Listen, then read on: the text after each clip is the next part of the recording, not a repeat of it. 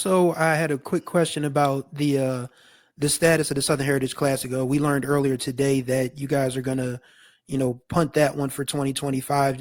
Hmm. What are your overall impressions? Obviously, coming into the HBCU space, learning how classics are usually part of the lifeblood of Black college football, but you have an Yep. obligation to have your team playing more competitive games. Where do you stand on the status of the Southern Heritage Classic and classics in general? Do you feel like that's something you would still want your team to participate in eventually? Absolutely, absolutely. I mean, this is still an HBCU school, and what matters here is playing other HBCUs. And I get it, and I think that needs to be a part of the conversation every single year now. In this certain situation with the Southern Heritage Classic, from a financial standpoint, um, just couldn't make it happen the way that we hoped, given where the challenges of where Tennessee State is holistically as a university.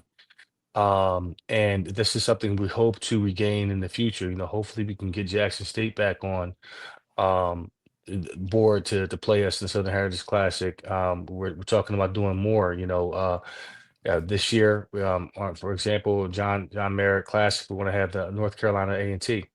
They're going to be coming in for the John Merritt Classic. We have Howard for homecoming. So when we're scheduling out games, we have to be mindful. Yes, we want to be competitive and jump out the footprint of HBCUs and play for a national title because that's our conference. We play in the OVC, Big South OVC, but keeping in mind that we need to play the other brands of HBCUs because our fan base loves it. We love it. We feel like it's a part of our history, and we cannot negate that. That's something that we're always going to have, whether it's 3 or 4 games, and really harp on the fact that we need to challenge and compete with against other HBCUs.